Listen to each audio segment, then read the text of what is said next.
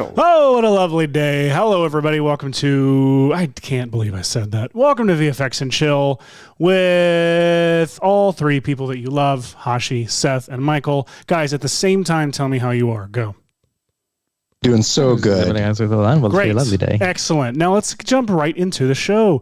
We have a very interesting list of things we're doing today, which Hashi, you wrote up, and I want to read them sequentially because they are funny. But instead, I think we'll just jump to the first thing, which Michael discovered literally right before the show started.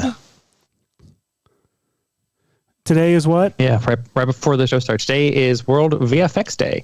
First ever World VFX Day, trying to call attention to the artistry and hard work of so many visual effects artists who seem to be getting increasingly pooped upon by the industry, who likes to trumpet that they have no VFX, even in films with over 1,000 VFX shots. So, yeah, today is World VFX Day, and you can find out more at worldvfxday.com after you're done watching this stream, of course. Naturally. Welcome, everybody. As you may have seen from our thumbnail and some of the teases we've put out this week, we are feeling a little post-apocalyptic today. We are. Seth and Michael, how are you both doing on this World VFX Day? Speaking of post-apocalypse, how are you doing? How's your trying to mental stand health? as strong as I can, and wearing a shirt inspired by the strongest bad I know. Joe I love Biden. Oh No, it's strong bad. Got it. Anyone in the chat who's probably around 40 years old would probably remember who this is. Yeah, Isn't it lovely to realize why? From the pre YouTube days of the internet, when you had to have flash animations if you wanted any sort of long form video content on the internet. Yeah, Incredible. I don't like how old that reference. The original is. Swifties. That's right.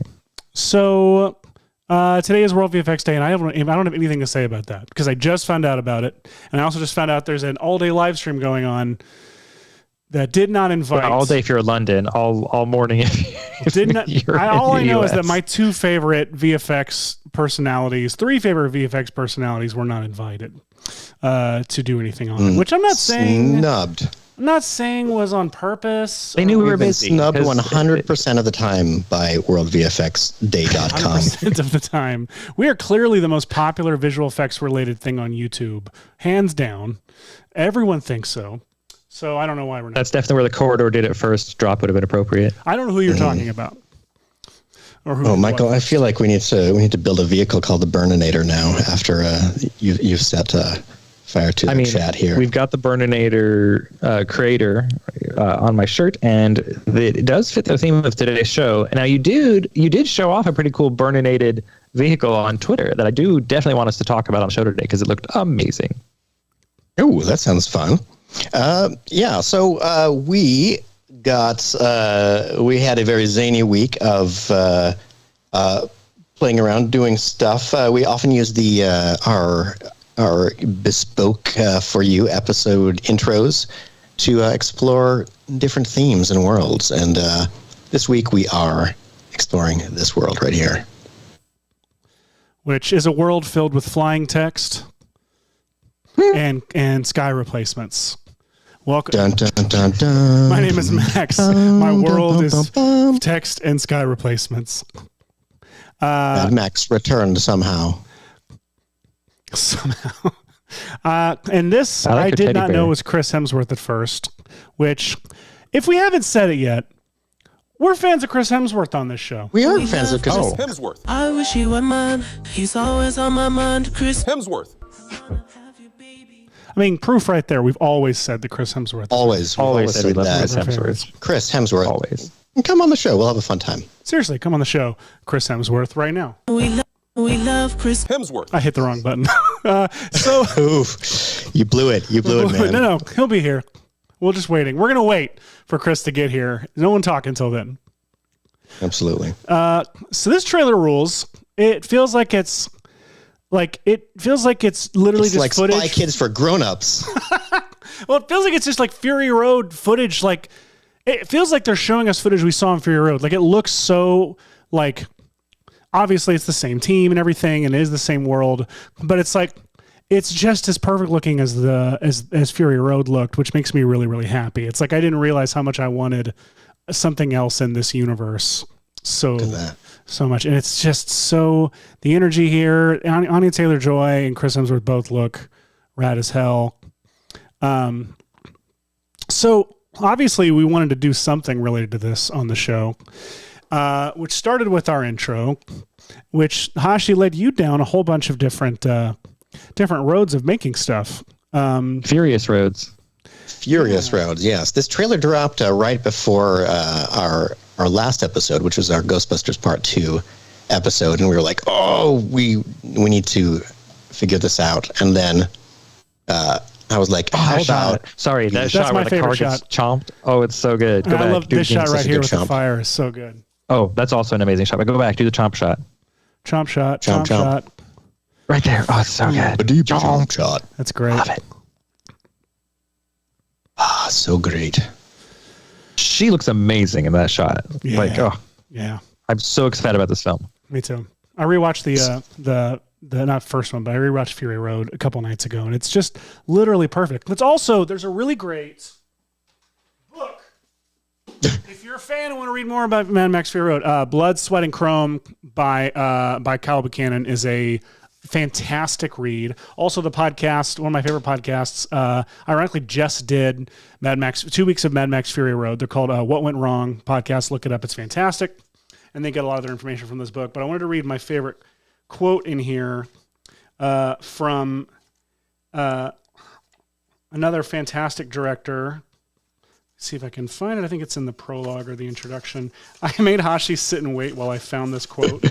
Like, Who is Max, and why is he so mad?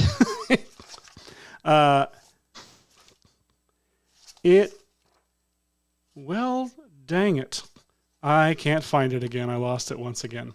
Well, the discussion is already hinting at how there has been some online criticism of, hey, how come this new Fury Road Universe one doesn't look as good as Fury Road? And I think that, there are a lot of good questions that we could dive into about that. Looking like a cartoon.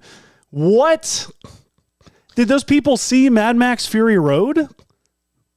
Well, Which I think they mean the visual effects don't look as polished in the early almost like teaser trailer. These visual effects don't look as done as they will. It's almost like these people don't like movies and watching movies and enjoying movies in general. Real quick. Yeah, spread a little bit of love around the world today. Now, there is a decent question from Justin Leduc who says, what are your thoughts on Furiosa having more visible visual effects than Fury Road did when you compare the trailers? I don't agree. I think let's compare the trailers. Tell me what visual effects you don't see in Fury Road. I'm gonna get. All right, you get on that. So Fury Road, along with what do we got? Mission Impossibles, Top Guns, and a good handful, and of course the entire Nolan catalog, are associated with a movement that we have talked about often on the show, which is the anti-CGI bandwagon, which is people not liking that people made movies for them, working very hard to make them. And they will say there's a great video essay series about this right now. All right, real quick. So there is a great, absolutely find that essay and put it in the chat because that thing rules. And the part 2 came out and I have not watched it yet, but he got Paul Franklin apparently. It's great. They did. Yes, it's really cool. First off, no visual effects here. Obviously, all that smoke and everything is probably totally practical. Yeah, okay, that could be practical. Oh yeah, definitely all practical. They definitely threw those up in the air. 100%. No visual effects there. Let's see. No visual effects there whatsoever. That's all whole visual effects except for the vehicles. That's all practical, Michael. Let's stick with this, okay? So that's entirely practical. Yeah, of course. 100%. That's that definitely one. That shot is practical except for heavy color grade. Yes, heavy color grade, but that sky is 100% replaced, and that dune definitely might actually be replaced too. That's probably fake too. He said visual VFX though. He said visual. Oh, sorry. Okay. Visible. None there. That was definitely entirely. So look at the color range on. I don't remember this dude's name. The Morton Joe. And Morning Joe looks. Yeah, look at how colorful he is compared to. Yeah, Totally. but he totally. Justin's specifically saying like a lot of these VFX are invisible VFX, and he's saying the new trailer has stuff that looks more clearly visual. Yes, I mean, that that's shot obviously. invisible. It's like 300 level Let's invisible. Oh yeah, invisible visual clearly. effects right there. Invisible visual effects right here. Justin, I'm gonna rip you apart, man. Invisible here for sure. That one is invisible. This is the greatest shot. That's pretty good. That's pretty good. This is the greatest cinema shot in any movie in the past 30 years. I freaking love this shot so much. With the wind blowing the sand on there, and I don't even know if that sand was blowing in the. I liked like these 4 minutes of this movie a lot. Yeah.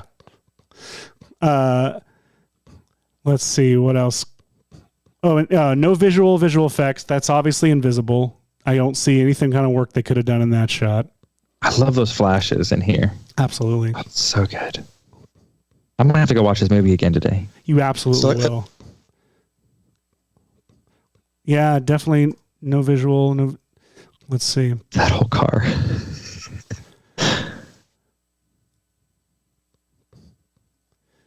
Oh, it's so pretty. I'm not going to compare them, but I'm telling you right now, like, there's the same amount of visual effects, and I think visual effects. It looked like this felt like 300 with modern technology to me, like when it came out, and I don't mean that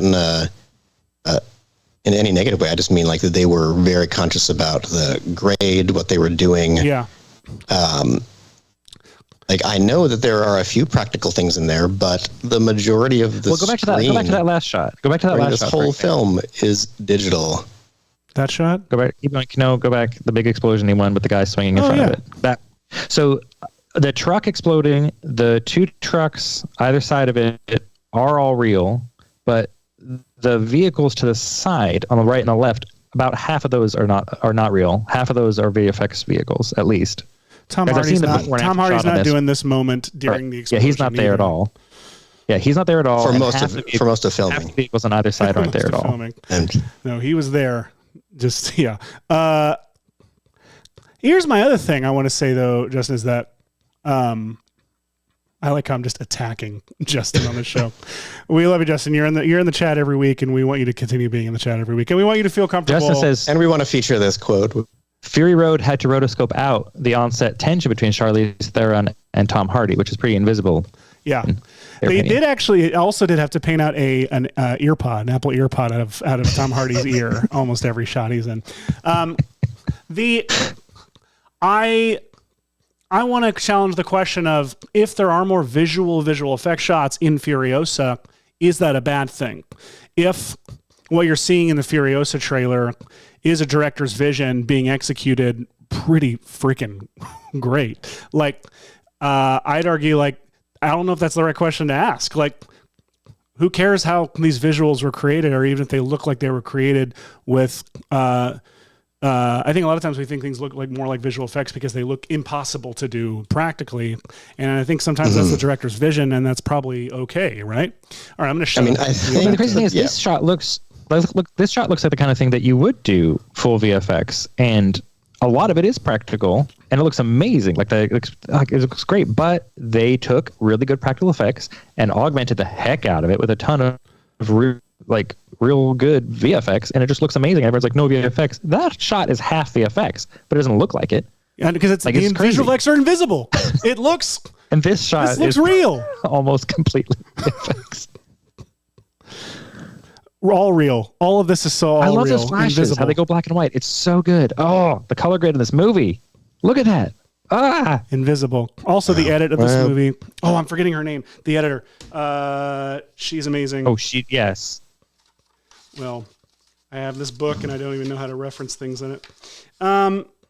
Okay, so Furiosa. Anyway, we need to get to our version at some point. Our version. What is our version going to be? Oh, Margaret Sixel is the editor. She friggin' rules. I believe he's also Seth. I feel like it would be very fun to look through our. Oops, I'm just going to close. I have too many things open today. I want to be able to frame through our intro sequence this week because I think that it has some good jumping off points of things that we could talk about because we know we've explored them. Sure. Is it on your screen or is it it will be in a second intro. Michael Powlick says, "Wait till these people see George Miller's Babe and learn it wasn't all practical." Oh, wait. Ryan, I actually have a clip yes. from George Miller's Babe right here, actually. What's your name?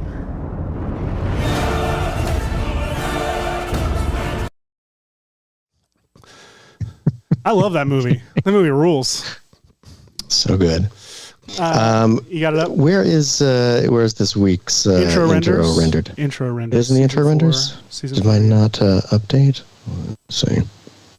Ryan Paula also does point out that Furiosa shot in 4 months, whereas Free Road took 17 years. 2. Hey, Polly. Welcome to the show. And hey, Stewie, I see you out there, bud. Okay. Oh, here we go. I've got our intro now. All right, here I go to you. Let's make this screen a little bit bigger. A World of Fire and Blood. It's my autobiography. So all the cars in the cars were you. The environment was me, which is why the cars look incredible. The that truck coming up into the tornado is great. I think this was a lot of fun. All of this. So first of all, we've got. I have so many questions about how you put this together. My goodness, we almost have answers, but who knows? To be honest, let me see. Am I still sharing? Yes. Oh, hello. Yes, you are. I see a truck. This friggin' rules. I love these people on here. I love everything you did with this truck. Play it, Hashi. I want to see it. Let's see. I think this is just the sim of these bandits who are on this truck, and then at some point they get. This is so unsettling and eerie. How slowly it happens when you're not doing the storm with it. Oh, it's fun. And I'm flying off. Here's my big rig right here. So I'll press play and let just this truck with all of its steel weight just kind of flex around, and then let's see, and then it gets sucked into the what is this? The sandstorm, I guess. Yeah. So let me see. Here it goes, and now it's going. And this is a soft body. This is a soft body simulation. Is it on a cage or is it on the truck? When you have the, there it goes. it's on a cage. He showed that on Twitter. It's on a cage. It makes more sense. Stu wants to learn how to do this. Well, Stu, I've got some good news for you, sir. Oh yeah. Assume with 4D, anything is possible. It sure is. Let's just jump right into it. Say you had. Let's just delete all this junk. Don't save over it. And let's save this as Big Rig 7. All right. Say you have some really cool model, and this was made by.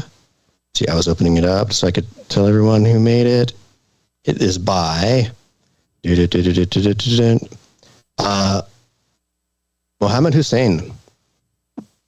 There we are. Oh, real quick, talking about that, you would render the car and send it over, and then at one point I was like, "Hey, I'd like to put some dust next to the car," and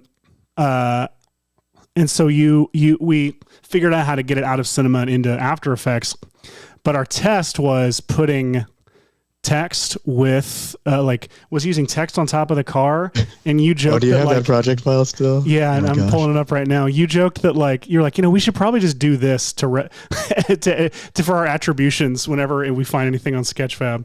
Oh, absolutely. All right. So say you have a crazy model like this, and if you were to go to point mode or something, you'll see that there's a whole lot of stuff going on here. And one of the first things that I thought about was like geometry for a sim, for sure. I was like, maybe I'll destroy it using just some more standard dynamics, like some bullet dynamics or something like that. Yeah. That way I could break apart. And I did a little experiment where I was like, I want to break this apart, but if I, turn this group into, say, let's do bullet tags for a moment and turn them into rigid bodies right there. That'll apply to everything under it right now by default. But then when I press play, I get this kind of funny result. Bing! I mean, you know, it's something. A result. It blew apart, but it looks like it blew apart like into the model kit for this. 100%. That's the model kit you buy at Hobby Lobby if you want to support stealing art from Iraq. But somehow this, this like as many models are, like they're, they get combined and connected over time.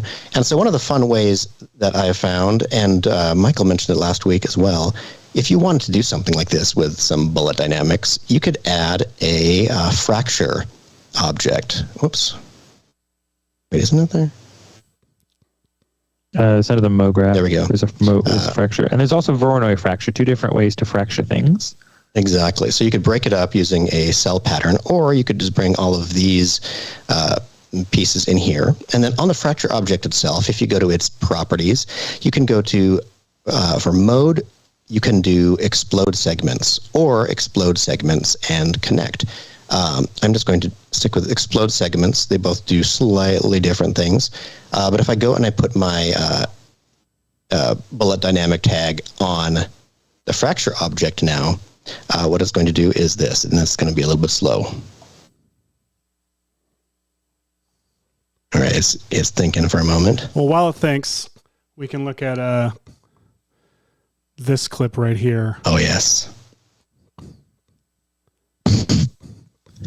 Like, this is pretty stylish. We were talking about we should just put the Sketchfab attributes right above all of the models we use like that. I kind of really love that. So we're going to experiment. We might start doing that soon.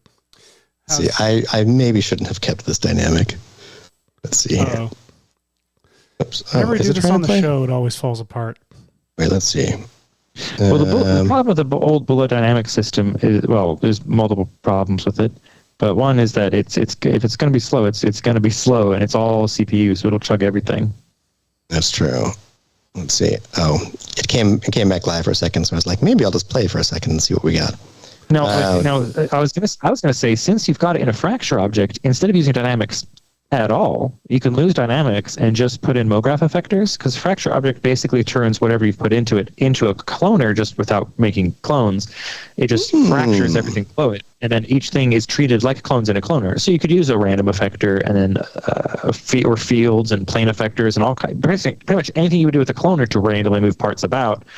You can do here on the different pieces that have been fractured. So I have done this a bunch of times when I've been hired onto a job for someone who does particles and simulations, and I'm like, I don't need simulations for this. I can just use MoGraph, because you have the thing about MoGraph is, for the most part, you're not worried about playing the timelines. You just set up how you want keyframes, and you can just click anywhere on the timeline and it just works. So simulation has to play through, unless you're using something like a Python effector. Like I've got a Python curl noise effector, which is super cool, but it requires playing the timeline back. But most part, all the vanilla effectors in Cinema 4D, you just keyframe them, and then you can click around your timeline and play backwards and forwards, and it doesn't matter because it's not dynamic. It's just MoGraph, which sounds like some sort of slogan for something. It's not dynamic. It's MoGraph. I just remembered I was looking for that Steven Soderbergh quote, and I found it. This is about Mad Max Fury Road. If you found the Steven Soderbergh quote, it was already in the chat forever ago. Steven Soderbergh? Oh. Yeah, Nick Smith said, I love Soderbergh's quote about watching Fury Road and not knowing, one, how they weren't still filming it, and two, how hundreds of people aren't dead. Yeah, that's paraphrased, but yes. It says, I don't understand how they're not still shooting that film, and I don't understand how hundreds of people aren't dead. It's such a great quote. Yeah, it's a great quote, and the thing is, because some of the visual effects were practical, and a lot of them were visual effects, and all not special of them were effects. practical, Michael. When are you going to get that through your head? All of them were practical. Augmented, yes. Anyway, they're all in the movie that you all enjoyed. So if you enjoyed it, it worked, right? It worked. It worked. It worked. The guy from Gravity Falls is who we sound like when we do that.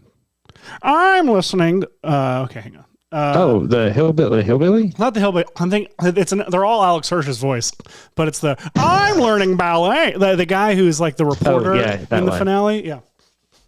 All right, so I'm gonna skip over. Hey, you hush! I've not seen the trailer yet. What'd you say? Still working my way through it. I'm still working my way through it. No Good for spoilers. you. That makes me so happy for you that you were working your way through Gravity Falls. That show friggin' rules, and everything about it is great. Invisible VFX on that one too. In Gravity Falls, So anyway, Hashi, all practical. Hashi, since bullet dynamics aren't quite cutting it for us, what's the method? Do you have other methods to suggest? Yes. So just so we can show something, we'll use a MoGraph effect. Look at me. So if you add a random effector and there are just these 6 objects will split apart. But in the fracture object, if we do the explode segments, you will think about it for a second, and you'll see that what happens is instead of each mesh that, is a whole object by itself, it's going to think for a second, look at all of these little connected polygons and make different little shapes out of them. And so I'm going to wait for just a moment because I think this will be easier to demonstrate. Fairly messy model. This is a very messy model, and I did this earlier, and I got some interesting results. I'm telling you though, you put that in wireframes, and you've got yourself like a Territory Studio UI right there. Oh yeah. Let me see if I have a pre-render of doing this to here we are. So there are very, very, very many little parts. If you just were to grab a random, why I was thinking for so long. Holy cow! Holy crap! So I did use this method using dynamics for a little test render that I was doing when we were figuring out if this would be a plausible way to do or show it all. Did I save it in pre-renders here? Now, Axon Media says the big problem with the Voronoi fracturing object is there's no way to roughen up the edges to make it look more natural for metals-like material, and that is patently incorrect. You just don't know. There's specifically an edge tool to patently, whatever. Axon Media. Am I the one who's only read it, or are you the one who's only read it? I'm not sure. Either way, I don't know if it's patent leather shoes. It doesn't matter. What matters is, yes, there is a way to get detailed edges, and there's ways to get better fracturing out of it. You just have to fuss with it a little bit more than just applying it to defaults. My son refuses to accept that it's not Patagonia. Patagonia. Yeah. I'm like, that is Patagonia-ishly false.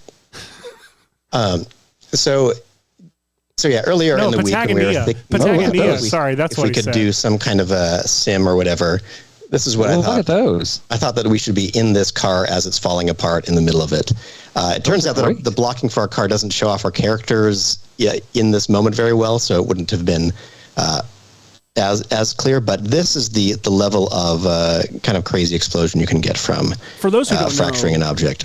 One, that rules. Two, for those who don't know, Hashi and I have locked ourselves into the very practically engineering problematic trajectory of the car, the animation of the car in our intro, because we have hopes and dreams of doing a crazy mashup of all of these intros at the end of this season. So we want everything to be in the same place. But it's created...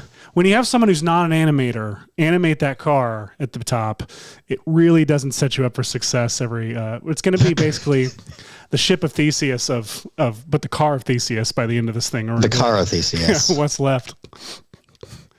Amazing. Car of Theseus. If we were still giving our episodes completely unmarketable titles, I think that's the name of this episode. That would be a good one. And then I could Moves by Max and record the Velociraptor describing the principle of the Theseus. I forgot we had a Velociraptor. Oh my gosh. Okay, so let's see if we can do a little segment that would work as a snippet later or something. So say you've got something complex like this geometry for this truck, and you want to simulate it kind of bouncing around and stuff. Instead of trying to go in here and put hinges on stuff and figure out everything, we here at VFX and Chill like to do a simpler version of that, which is to use the mesh deformer. And what the mesh deformer does is it will distort your object by the shape of a mesh object that starts out whatever shape it is, and then whatever happens to that mesh will then happen to this larger mesh. So in a way, it's sort of like using a puppet pin tool in 3D or something like that. So for example, let's do this. We'll say you had this text here, and you don't want to rig it and deal with all of that craziness, but you had a ground plane over here, and you want this text to have some kind of cloth dynamics. If I throw cloth dynamics right onto the text, I mean, it'll technically work. I'm going to give the ground a collider tag, so you have something to do. And now if I press play, ooh, lovely. So we've got some stuff going on. The E and the X, T does the X not is have like, a lot of subdivision. The X is like, get me the hell out of here, and just running through. These are actually almost a good example. So let's see. Yeah, hit NB, and you'll see why the T and the X are doing that. So because there's no subdivision on the faces at all, and on the sides of the T's there's barely any. There's very little information, and so what would, let's see, I guess this is actually a bad example, huh? Because I want to show off something more complicated. You know what? I'll just use the truck. Just use the truck. Do it live. Use the truck. So the simple version is, here's how a mesh deformer works. If I had this big old box around this, let's try to make a nice little truck box. So I can see through it. Truck box. Working together. Okay.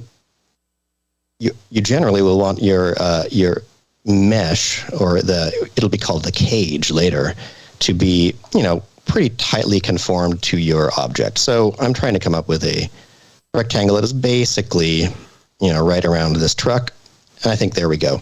So now we've got this going on the ground plane. It's already set as a collider. If I were to go to this cube and kind of I'll leave it right there and say simulation tag. Put my truck in Jello. Let's go to cloth, and let me see how many subdivisions I have on this right now. Object. Am I in? I'll press NB again so I can see how many divisions I put on this. So let's put 10 by 5 by 5 or something like that. So now we've got a mesh all around this truck, and now that we have this mesh around the truck, if I go to the truck group right here and throw in a mesh deformer just anywhere in that group, I think it could be anywhere in the group. You go to the mesh tag, yes, and then I go over here where it says cages. I'm going to drag this cube to there. And now what will happen? Actually, let me delete that for a second. I'll just play this as it is.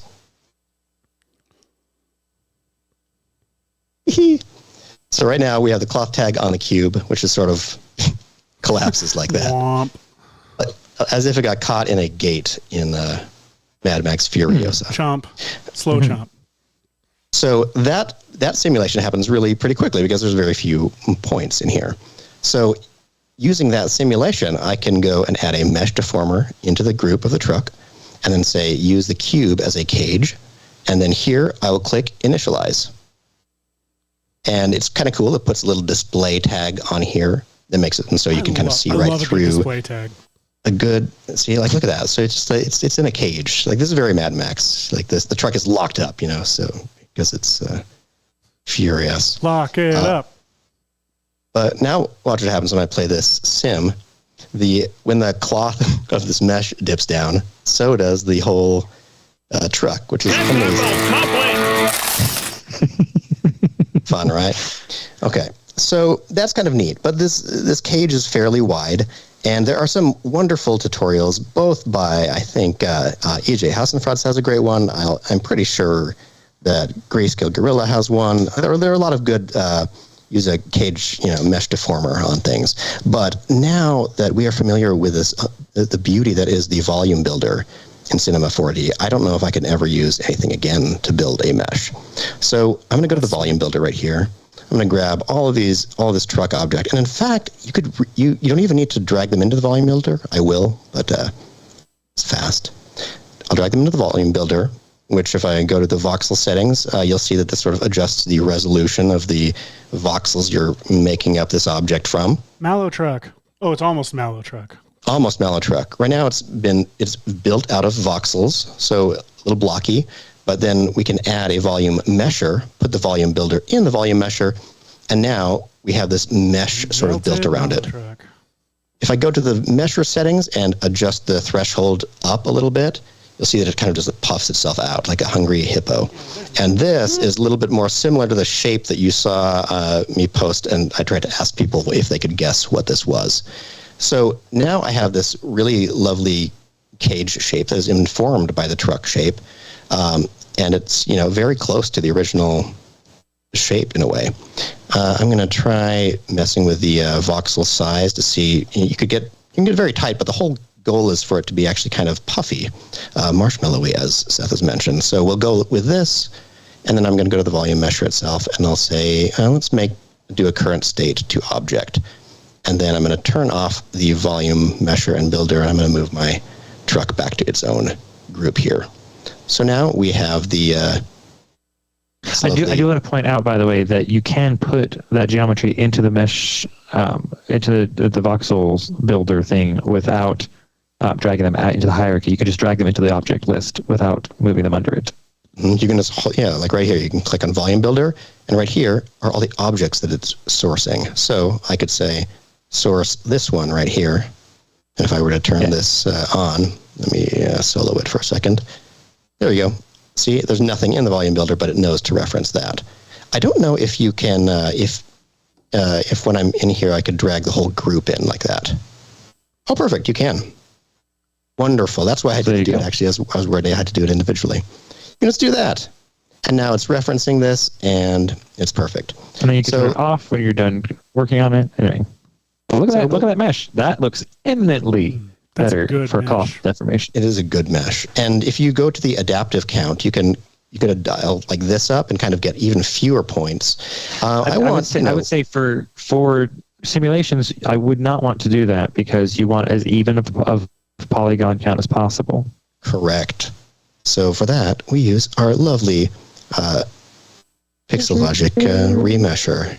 And look at how much better that is. Look at this. So now here is where we got that little Puff the Magic hippo shape that we got earlier. Frigby Chillweather is enjoying how this is the Stay Puffed Marshmallow Truck, so that this episode is in tune with all our previous episodes with the Ghostbusters with the Stay Puffed Marshmallow Truck. Pretty sure we definitely need an overlap established like that cinematic universe. Right. So yeah, just to show how easy that is again, let's start with our truck and our ground. You can add a volume builder, and then inside the volume builder you can drag your truck stuff.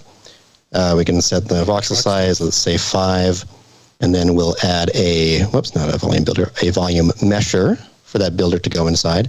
And here you can kind of see like how tight or not it could be to this. The goal of the cage is that it should envelop everything, actually. So I do want this to puff up until everything is inside that cage. Oh, yeah. Because otherwise you can get these weird points that get left behind.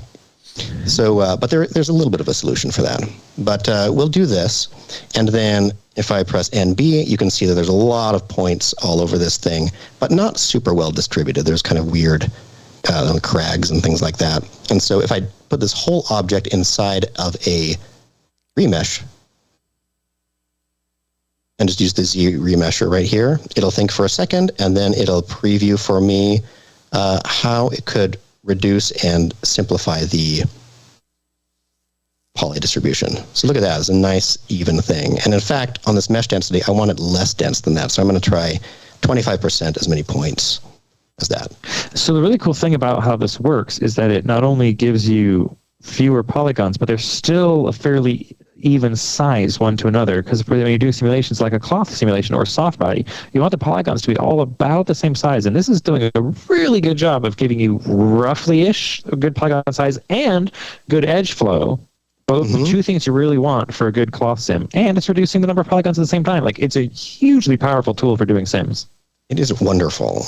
So I am going to grab this and say current state to object, because I want this baked mesh right here, and we'll just call this the truck cage. And let's just disable all of these things right here. So I don't need that extra group. We've got my truck, we've got my truck cage, and we've got the ground. So now I could grab and go to the truck group. I could go to the mesh deformer, put it in there. And then I will say I want to use the truck cage as the cage. And because I can see that there are a couple little points that are sort of maybe stick out, I can't tell for sure. Might be a display difference or whatever. But because that might be happening, I'm going to go to advanced. And then instead of ignore for the external points, I'm going to say surface like that. That way it'll have a little bit of slop to grab points that are accidentally outside this. And then I'll say initialize. And then it'll add that display tag. It'll put it over top of this thing. And if I go back to this view, you can see this lovely mesh deformer that's very tight around the truck. So now I could do one of the things that I did earlier, which was go to my truck cage and go to simulation tags, and I'll turn it into a soft body object. Now, a soft body object, as we all know, is basically the cloth sim, but with these internal connectors and springs that try to help the shape stay semi-propped up depending on your actual settings. So I will hide the truck for just a moment, and we're just going to take a look at the cage and what it does. So if I press play right now, It's just going to kind of act like jelly. Just breathing. It's a little bit alive. You know what? I feel like this is actually slightly more points than I wish I had. So I'm going to delete the truck cage and then go back and turn my remesh object on, which I still have saved here. And in the volume builder, is the whole truck object in there? No, it's not. There it is. Back to here, and let's go to my remesh, and I'm going to turn the mesh density all the way down to 5 and see if that is too extreme or not. Extreme. You know what? Look at that. Well, look at that.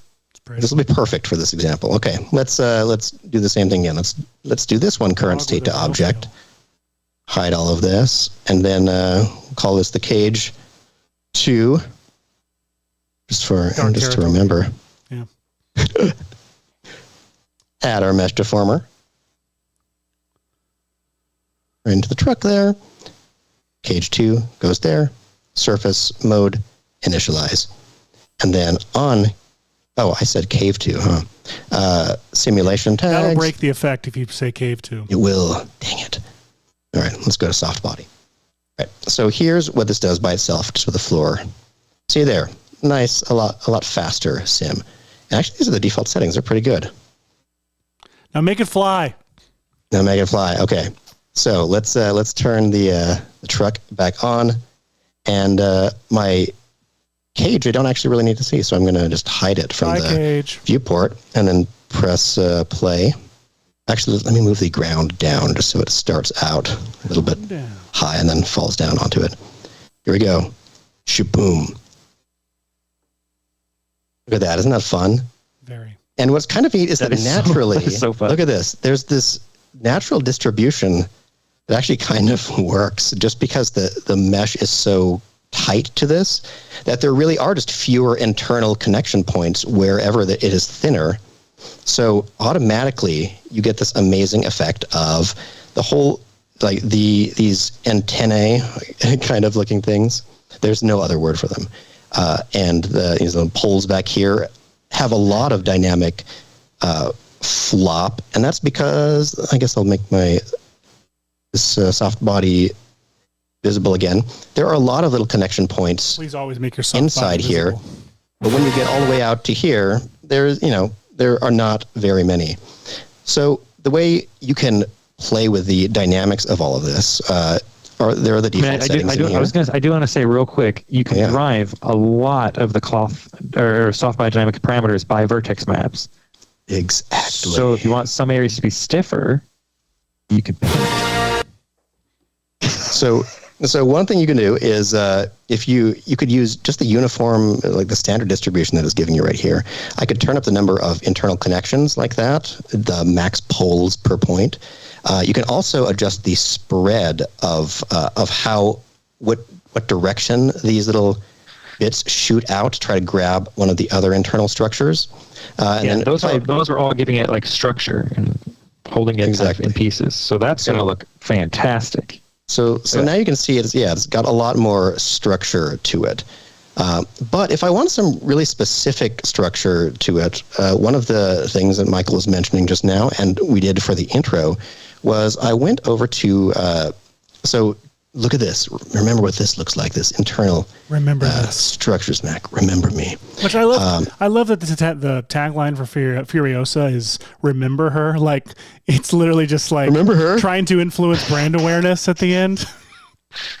It's the same as the Jason Bourne one years ago that was like, you know his name, just justifying the title of the film with the tagline. Anyway. Oh my God. Back to I do. Frisbee Chillweather is saying that the truck looks like it should be in a kid's TV show. Like the garbage truck show on Netflix, which is adorable. My kids love it. Michael, while you're shouting people out, can we also shout out Mr. Christopher Vranos, who one of our VFX and giving us compliments. Had a phenomenal VFX week in the yes, Chris Vranos in the credits for Saturday Night Live did some amazing work on the last week's Saturday Night Live for some great stuff. Favorite use the cast all naked. It was great. My favorite kind of use of lockdown. I love that Chris was brought on to use his product and use it absolutely terribly on what was a very funny sketch. That's like just a double whammy. So release the product called Lockdown. An amazingly good quality. In 2000 in 2020. And then get your big break to showcase this specific software and how janky it can look. So well done. A genius at work. Now Chris says the SNL VFX crew loves this show and loves us. And that come on the show. Chat with them Chris Vranos. That'd be great. We love all Chris. We love SNL. Also, we do love all Chris's. Even Christopher. We love all Chris's on the show. We are a Chris forward show. Am I right? We talk about Chris Pine, Chris Hemsworth. We love Chris Pratt. I wish he were mine. He's always on my mind, Chris Pratt. I mean, Vranos, I didn't make one for you, and I kind of regret it. But I do have this one. Will this one work? We love Chris Evans. I wish he were mine. He's always on my mind, Chris Evans. Hang on. Wait, that's not one. Maybe this is Chris Vranos. We love Christopher Plummer. I wish he were mine. He's always on my mind, Christopher Plummer. All right, well, we'll try next week, Vranos. Sorry. We do love Christopher Plummer. Chris, while we're talking about Chris Vranos, he says he used Super Comp a ton on SNL to get that light wrap to look good. Nice. Solid. Hey, look at that. We're huge fans of SNL, and who's not huge fans of us? Oh, that's right. The founders of VFX Day, who didn't invite us to their all-day live stream. To World VFX Day. They knew we were busy. They did. They knew it was a big day for us, and they were kind and let us. Definitely, they were like, those guys have got to go try to talk about, firming up their truck simulation tactfully. 100%. All right. So speaking of firming up this truck simulation, I'm going to go to the over here. You can go to mesh. Not mesh. Tools. The paint tool right here, and I'm just going to start painting on this cage right here.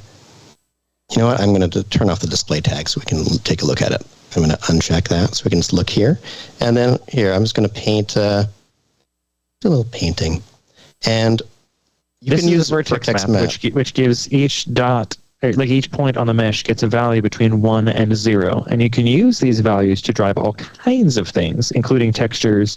But Hashi is going to use it. Yep.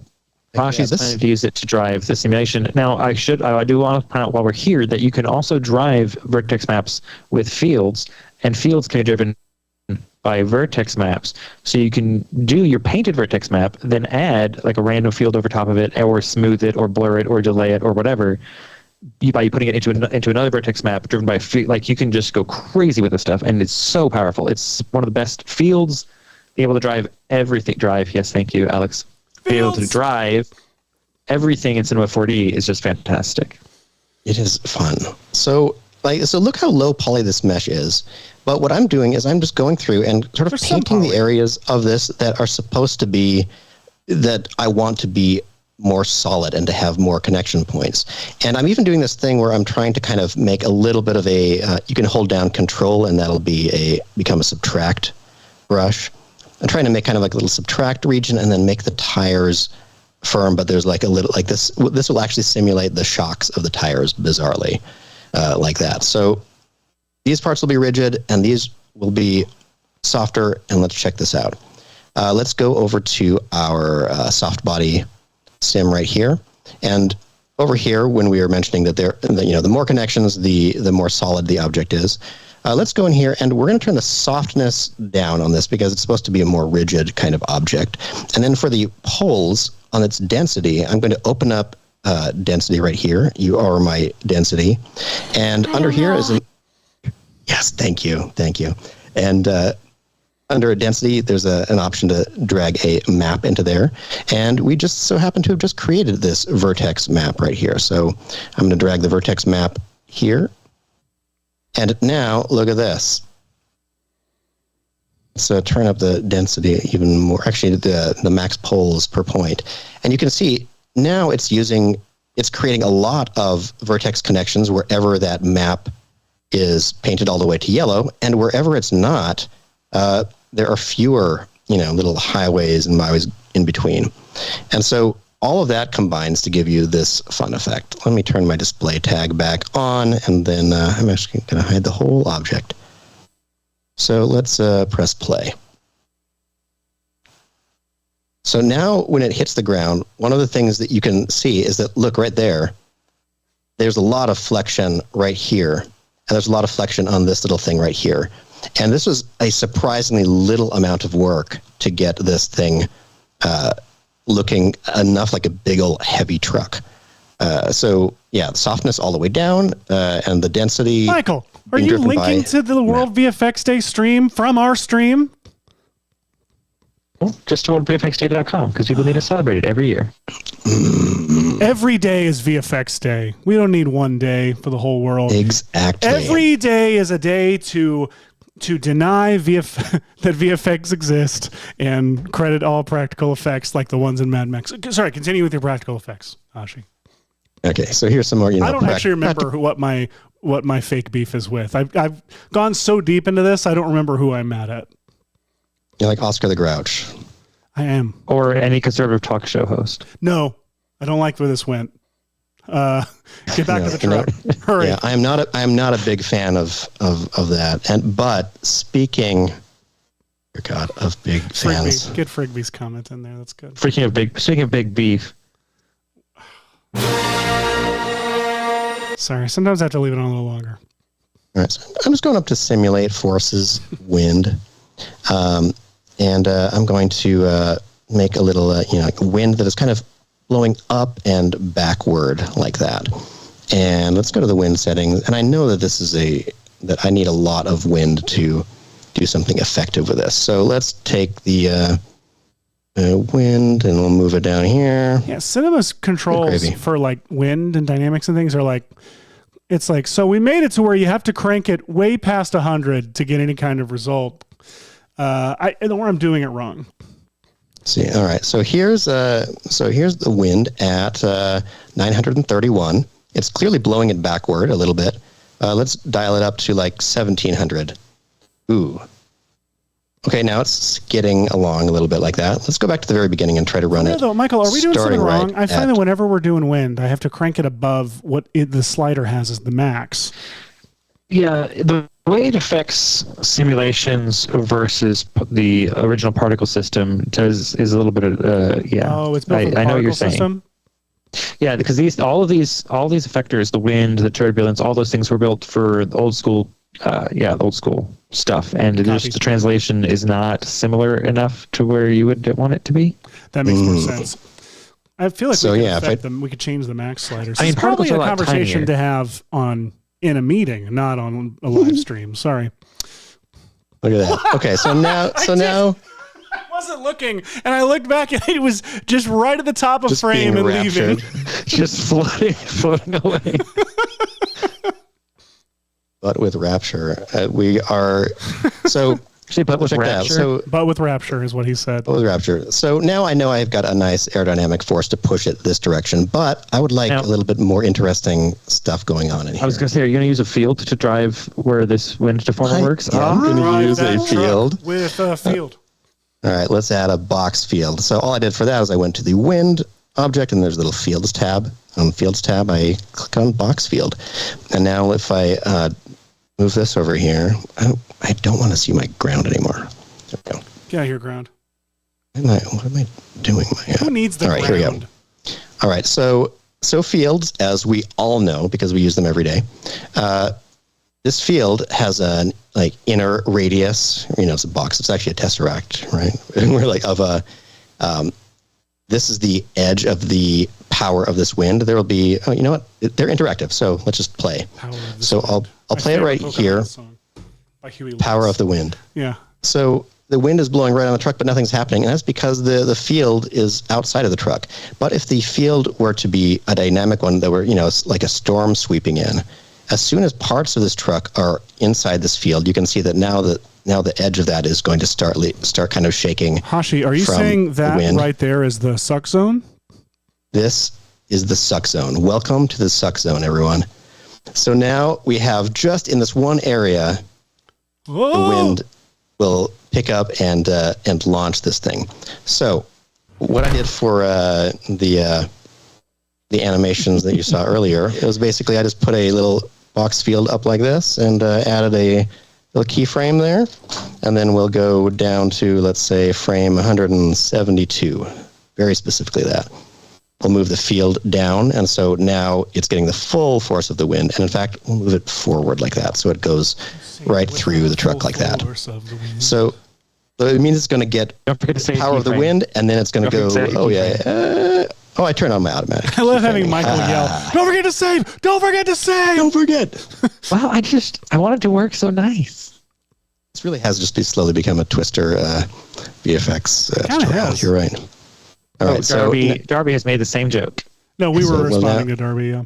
So I'll press play, and then you can see as the field gets closer, that means the wind is going to get stronger, specifically starting on the back of the truck, which is going to start dragging it that way. And then right here, it's going to get the full force of the wind right in the middle there. And because of the flexion right there, it just kind of goes kind of wild and then goes bomb. Look at that. So much fun.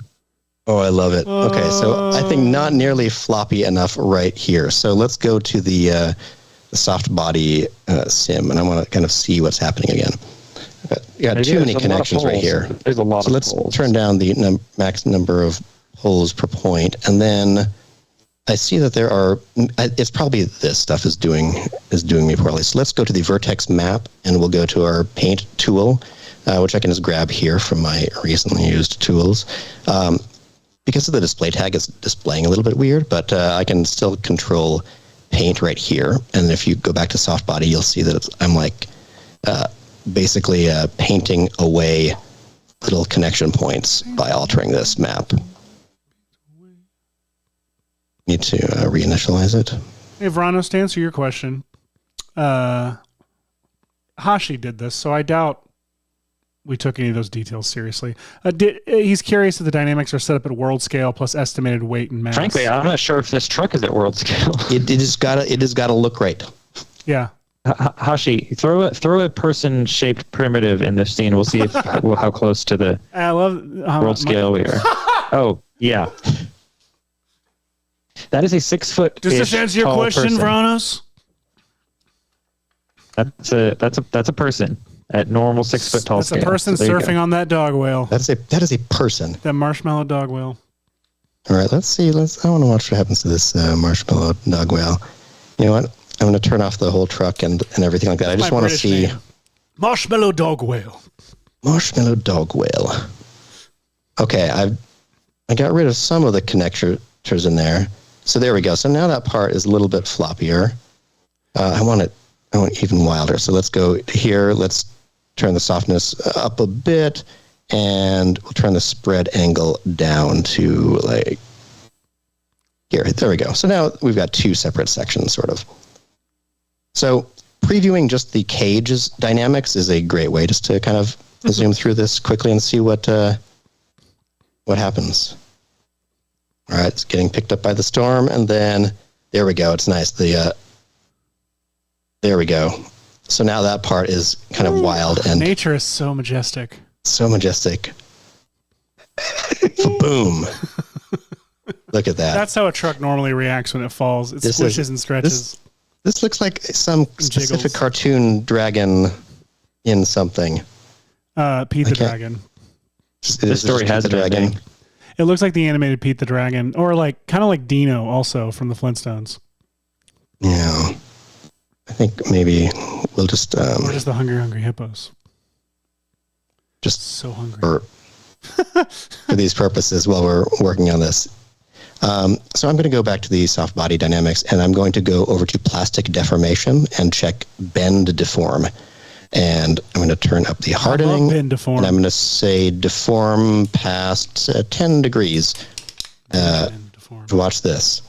So what the bend deformer is going to do, or the plastic deformation, I mean, it's going to try to remember for longer if any of this mesh gets bent out of shape and try to keep that weird bend in there. So right here, the neck of that truck is going to get bent pretty hard. And then if the back of it hits like that, see, I don't know, these forces might not be high enough for this scale, actually. Okay, there. It's a little bit hard to see, but you see how when it hit down and it sheared to the side, it kept that throughout. So you can... Yeah, so plastic deformation is like when you crinkle up a can, the can doesn't spring back to its position. If it gets pushed past a certain amount, it will stay smushed instead of springing back. Smooshed. So yeah, if you're doing something like a vehicle, which, like naturally should, have sort of some kind of crumple or whatever, depending on what section of it you're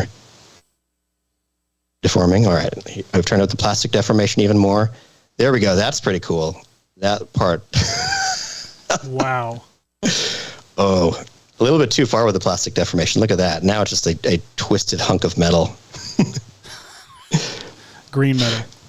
Green metal. All right. It's all fleshy, Darby, because this is they're using soft body dynamics. If you're doing this like on a big budget show, you would probably have a little bit more. Because for a background object, this is working. For VFX and chill, we'll take anything. For VFX and chill, yeah, we'll enjoy this. And let's just go back to the high quality mesh and watch this because it's just so satisfying. You know what? And instead of just, let's make this box field a little bit wider like that so we can get a little bit more of the effect here. Widen the suck. Yeah. Bigger suck zone. Okay, so now look at this. So just pressing play, this looks like a big rig driving down the highway with like it just like slightly creaking and rocking based on the jiggle, and then it's going to get caught up in the wind for a second and then launched high into the air. Now it's going to fall down. Yeah.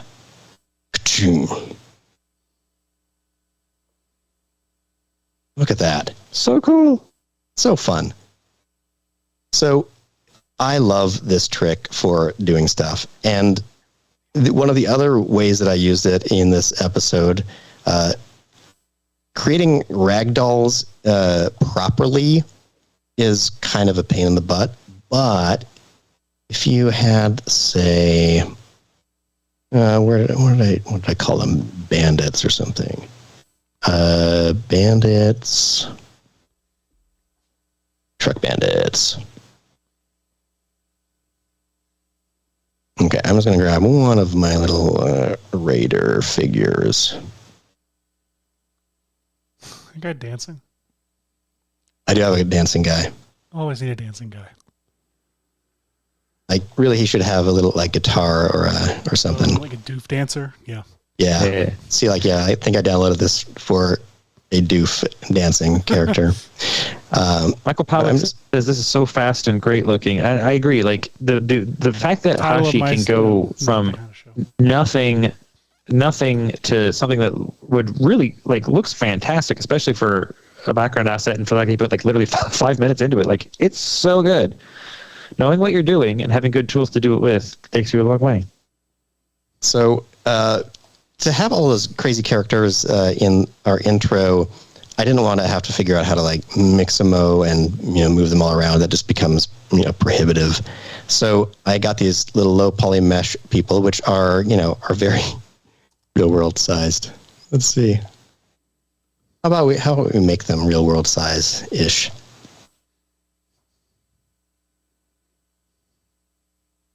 Okay, there we go. Now they're proper scale. Okay, everyone. Finally. I have taken over this whole episode just talking about soft bodies. I mean, because what goes matter to the max than soft body dynamics. Right. I'm going to turn off the polygon mode. So here we go. We've got a plane collider, and we've got this very low poly character, as you could see when it was displayed. So pretty low mesh right there. So this is low enough that I would feel confident actually throwing a cloth deformer on this person, which could actually be really fun. So let's try that. Let's just go to the dude and say simulation tag cloth. Oh, he's having a rough day. So if I do that, but instead go to my cloth tag and I enable soft body, it's going to add in a bunch of poles like that. I'm going to come up off the ground a little bit and rotate him back so I can see. Oops.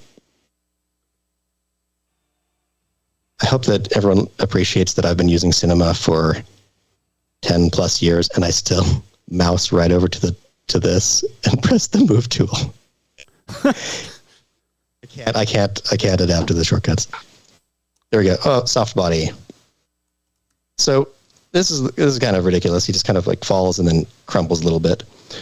So maybe if we go to the soft body and turn up the max poles per point, you can see more density appear in there. And then I can start running the simulation more. And now we're starting to get somewhere in terms of like that looks like a, body falling off a roof situation. Yeah, even the neck falls over to the side. It's kind of cool. A bit of friction to kind of chill things out, like with a friction deformer, or a friction, turbulence or simulation element would go a long way to making things like less jiggly. So you're saying that I could have a surface like this, and then on its collider settings, maybe I'll say that it's got a bit of tack on it, the stick properties, and then I'll go to the soft body. I meant up in the area with the turbulence. This is what we're doing now. This is what we're doing now. You know those vertex maps that we like so much? We're going to go over here to the Raider itself. We're going to grab our paint tool. Oh, why aren't you still here? Different file. All right, let's go to the Raider here. I don't want to tags. I'm going to paint.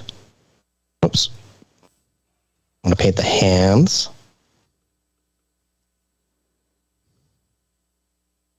And I'm going to paint the soles of the shoes.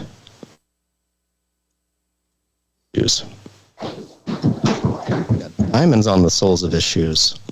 Andrew Smith is asking, can you mix soft body with traditional rigging? You can. Yeah, you can. Sort of. Yeah, because with the new dynamics, you have options to mix in keyframe dynamics and have it trying with forces or with pins to go back to its original positions. So kind of yes. I'll show you the example. Let's see. So which one is my rigged character? Let me disable all these other ones. So let's see. Disable them. Is that the other one? Okay. So this character is like jamming out. So he's playing an instrument, okay, everybody? That's what this action is from Miximo's, playing a guitar. And so he's doing that. But then at a certain point, I wanted it to, like him to become a ragdoll that gets blown away by the wind. So I just brought him in just like regularly with his animation. So it's the mesh right here and the attached skeleton right there. And then I added a soft body tag.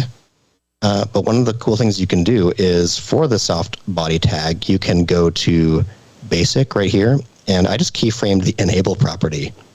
So at a certain point, let's press play. So I think the wind starts increasing. He's doing the Miximo animation. And then at some point, the soft body dynamics get enabled, and now he is taken away by the soft body dynamics of it all. But he's still strumming away. Like they go together. He's still strumming. It's crazy.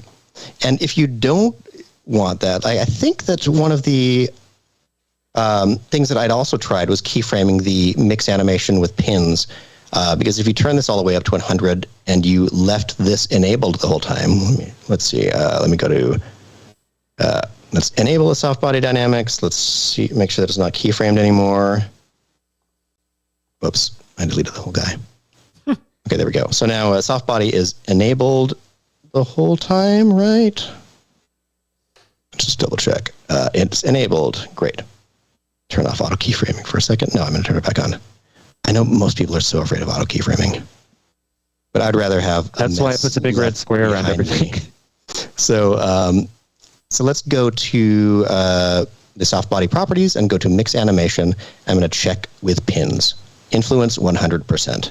So now if I press play, it's just going to be the Mixmo animation, basically. But if I then keyframe the amount of influence the pins have, right around here, from like there to there, let's set a keyframe to 0 here. Let's play through it again. So now influence of the pins, meaning like his rigging and everything like that, are high at the beginning, but then at some point they get disconnected, and now seizes out. So his frantic, the franticness in him is coming from this turbulence tag, and this wind is the thing that's blowing them up into the air slowly.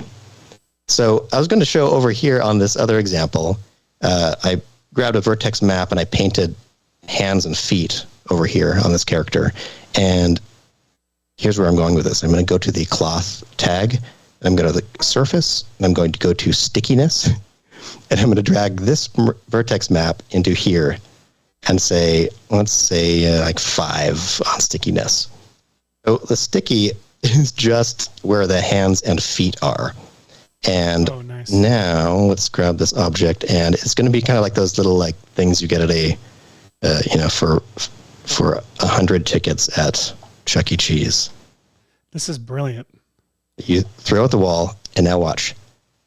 He's going to try to keep grabbing on to the surface with his hands and stuff. So let's turn the stickiness like all the way up. Yeah, let's turn that all the way high. Let's go. Let's try 13. What does 13 look like? It's that Jackie Chan movie where he's on the side of that one. Oh yeah, that one building. The one Jackie Chan movie. This could be any of them right here. I love that on our Mad Max episode, the hero ironically turned out to be. Thank you. And we have that forever now. We do. Perfect. I can bring it up anytime now. You can bring it up all right now. So, yeah. Of soft body dynamics. We have end vertex maps. Check this out. So we've painted, these sticky bits, and I think you're right, Michael, that we've got to crank it up pretty high. Let's add more to the surface and some to the hands. Let's see. Oh, there we go. Oh, he caught it. Slowed himself down. So stick is like friction, but maybe just wilder. do it with the hands, not the feet. Yeah, that's a good point. Let's go to the vertex map here. Now, while Hashi is working on this painting, I want to talk about the difference between the mix animation tab, between the sticking with pins and sticking with forces. So sticking with pins is like you're taking like a push pin, like a nail, and just it's going to be nailed to it. Whereas sticking it with the forces is like you have a bunch of little fans that are blowing each point kind of towards. Sorry, you're making it look like he just keeps falling. Like we cut to a lower shot and he falls past. Cut to a lower shot and he keeps falling. Oh my gosh! You know what I'm sorry, Michael. You know what Michael, are you the one with that sounds like you have children beating your door down trying to get to you? I do. I need to go. I need to step out for just a second because they claim they have done their chores well enough that they have earned watching a movie called Iron Man. Yeah, I'm going to go check. Story. I'm going to go check on the chores, and if so, fire up the old Chore Disney check. Plus. So I'll be back in just a little bit. I love that this bandit is basically Bane. Like it looks like Bane from over here. All right, so Michael's going to go on a chore check, so we'll put our chore check music on. Going on a chore check. Well, Michael goes on the chore check. We're going to create a cloner with a bunch of these raiders. Then we're going to go into here, and I'm going to add a random effector. On the random effector, on the parameters, we're going to check rotation. Let's rotate these guys around. Let's rotate them even crazier. Now let's press play. No. Oh, I remember we had this issue before. How did we solve this? What's I know the issue? I don't think I can put the soft body dynamic tag on the cloner object. I think that's not going to do the right thing with the maps. Oh no, maybe it does. Okay. I needed to put my... There we go. Nice. Excellent. So now we are in World War Z category. We've got a cloner, we've got the soft body dynamics, and because its stickiness map is still linked to the map on the characters themselves, we'll be using that. In fact, instead of just a linear cloner, we could probably go over to the object and do a grid. Seth, I'm just running away on this episode doing I don't know what. This has gone exactly the way I wanted it to. I mean, basically, like we're clearly covering Mad Max Furiosa. Yeah, we are. All right, let's check it out. Let's see what happens here. It's thinking. That's the sound of it thinking. Oh yeah. World War Z depth.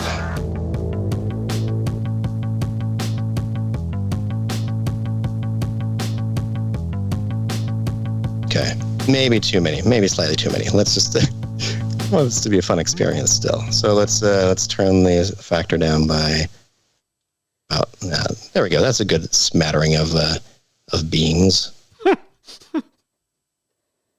Dash of beings, and a smattering of beans. Smattering of beings. What was my British name? I forgot. I've forgotten your British name already. No, it's not Widen Suck Zone, that's for sure. No. Do it.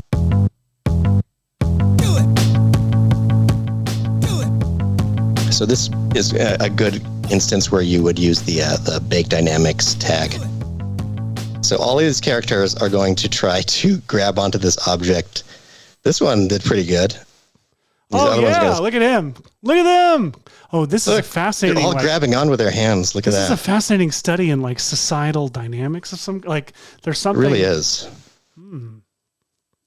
I love it. I love it. So let's take this dude out of the cloner and just focus on the one person. I think it needs more personal attention. So yeah, soft body dynamics and vertex maps, they're very cool to use together.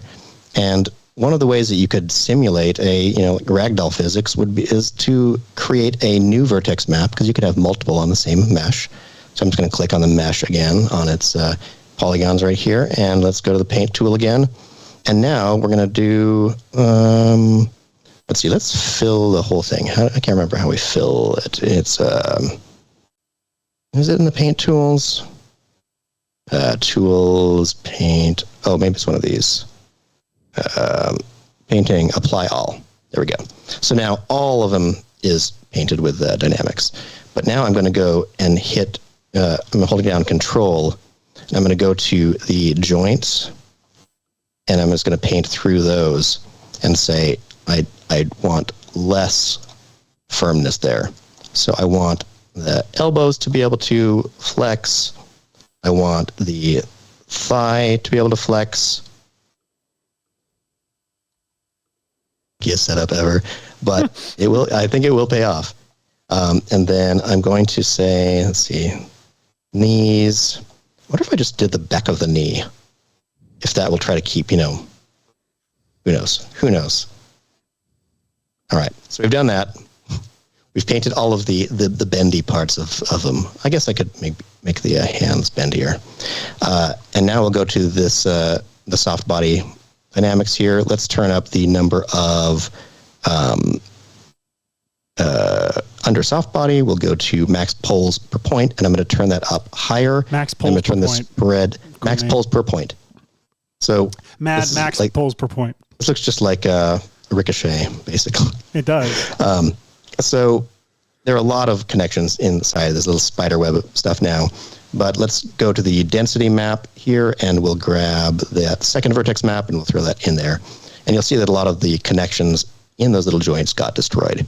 The other thing I could do is I could go to the softness here, and I could use a softness map, but it would be the inverse of this, actually. So what we're going to do is we're going to control-click on this vertex map and make another copy of it up here.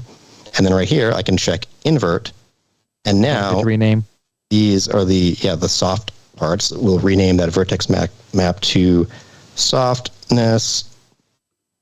We'll rename this one to density. And we'll name this one Carl. And now let's see what happens with the dynamics of this character. Sticky hands and bendy joints is what we're hoping for. Wow. Wow. That's I remember that. Jason, to answer your question, there was a shoe and a jacket on the floor, but other than that, everything was good. Oh.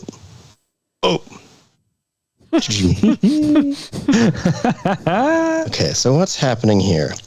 Did I... Very sticky foot. Let me double check if the... So the stick map is still the correct one, right? I'm just going to do this. I think what happened is... Okay, it wasn't assigned to Carl. Now it's assigned to Carl. There we go. I made my plane too big, and it's messing with my... I'm getting like... Not vertigo, but what would you... It's too big of a background object that I can't tell what it is. All right. Let's press play. I hope this is entertaining, everybody. I mean... Yes. Let's add some more frames.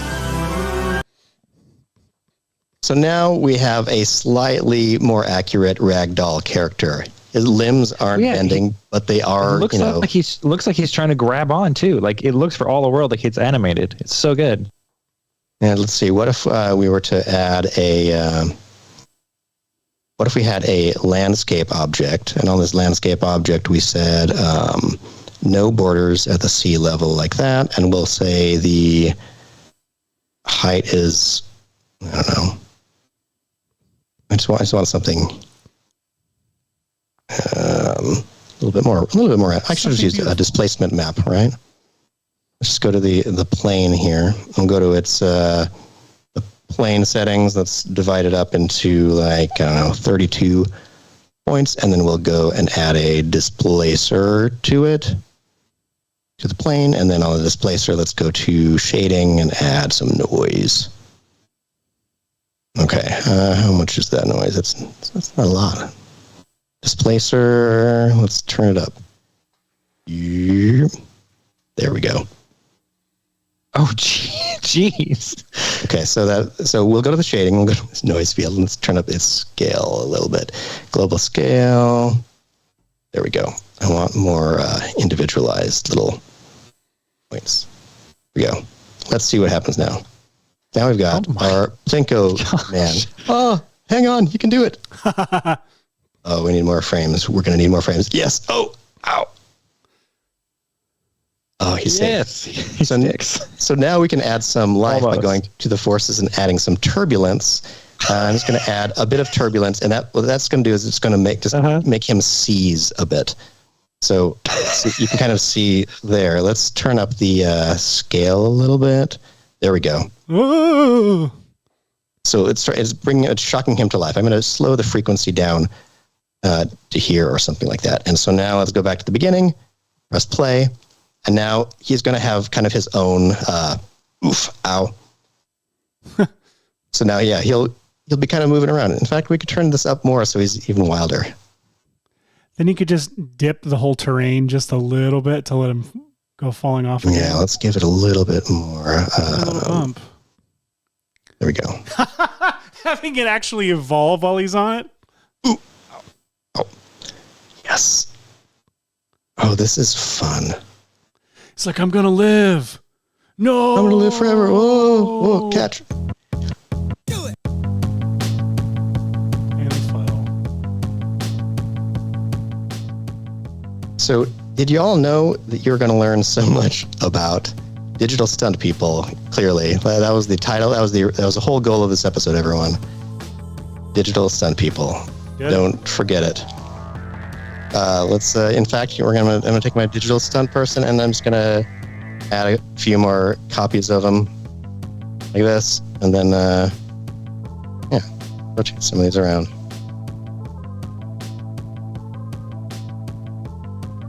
Let's go to the plane. Let's add a few more actual bits of definition. It's like studio sound foam or something like that. And play.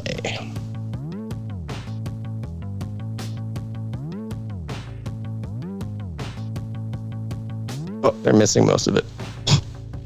Oh, that dude.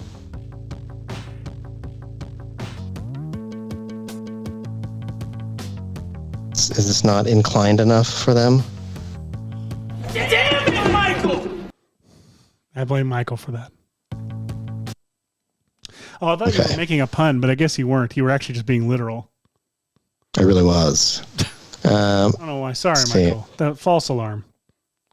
False alarm. We take it back. Rewind. Why did this get so I can't believe we don't have a worse when I did rewind that? drop.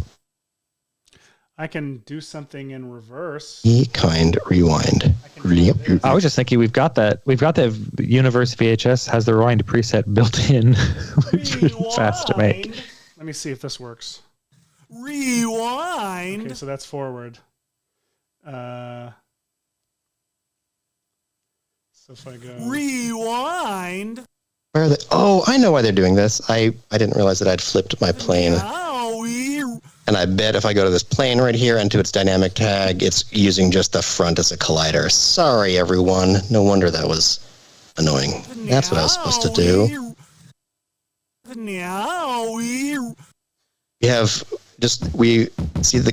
We graduated to a morning zoo show so subtly over time that you didn't even notice it was happening, everyone.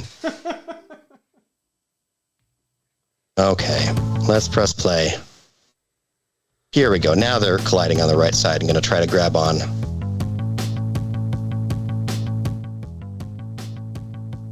Still collapsing a little bit much for my taste. So I'm going to highlight all of the all of the soft body tags at the same time, and I'm going to go to their soft body. I'm going to turn the softness down. I'm going to go to. Wait, did it not use the softness map on it? You traitor.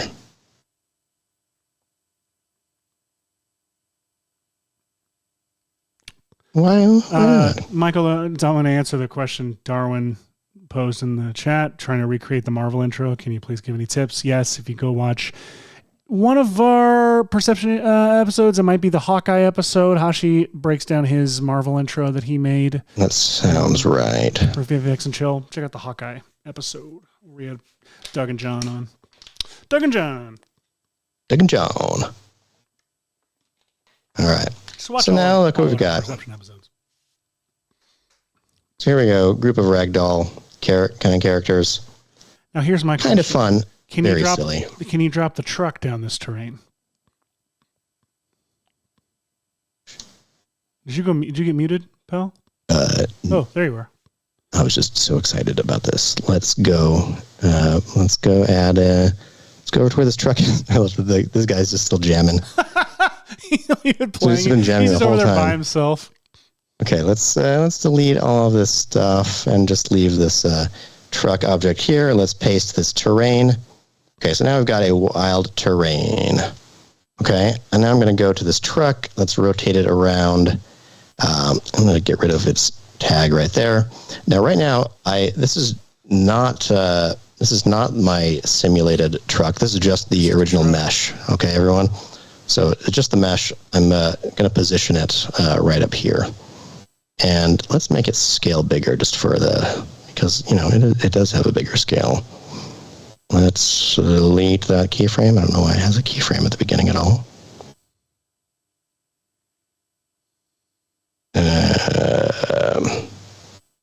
What am I doing, Seth? I want us to go down this hill. So let's make the hill a bit bigger. Longer. Yeah. And let's see if we do. Oh, I guess. You know what we need to do? Can't you? Oh, there we go. You know what we should have done this episode? Maybe we'll do it. We'll do it soon. Have you seen these incredible TikToks where they simulate like a bus full of ragdolls driving into a pole in various intervals of speed? Oh, yes, I have. Like, here's 50 miles an hour, 100. It's here's one of my favorite things. Mars gravity. And I feel like we could do a whole episode of that. We could totally do a whole episode of that. All right, so here's what I'm going to do. I know that I've done this already once, maybe twice. I'm going to go to but I want to do the soft body dynamic thing again on this. So but I actually want the truck to be a little bit simplified. So let's go to the polygon reduction for the truck. Let's let it think about that and chew on that for just a moment. It's going to think about all of these little properties right here. It's going to take just a second, but it's going to reduce this mesh by about 90%, which is going to be great. And I'll bet that it looks almost identical. Okay, so we're going to lose a little bit of time right up front to make our mesh less complicated. But I think it'll pay off for the playback ability. Just thinking, it's almost there. It's almost there, and hopefully it looks almost exactly the same. Oh, I meant to say preserve UV boundaries. No, it's going to have to think again. And think. Oh, no, it has to go all the way again. Sorry. Polygon reduction, if you're doing that with an object that has its materials on it already, you want to check preserve UV boundaries. You always want to preserve boundaries are important. Boundaries. They are. There we go. It's done. All right. Remember what you told me at the before the episode started? Oh, that was only for you and me. Seth. Not that. Oh, what did I tell you? The thing about I was trying to then say the joke then now is to say something wildly inappropriate that would be this private thing. No, you said to me something along the lines of, I have not gotten much sleep, so I'm gonna this is gonna be an episode of me getting completely derailed. Oh yeah, and going off on etc. And I said, Hashi, well, the good news for me and the bad news for you is that when I go off the rails, I go silent and just quietly work over in the corner and don't tell anyone what I'm doing. When you go off the rails, you do it while teaching everybody what you're doing nonstop. And let me tell you, this episode has worked out perfectly for me. Oh my God. I have no regrets about where we've gone on this episode. No ragrats. No ragrats. Classic saying. Everyone's always said it. All right. So I'm redoing our soft body simulation by just doing the same thing again, putting it in the volume builder and the volume mesher.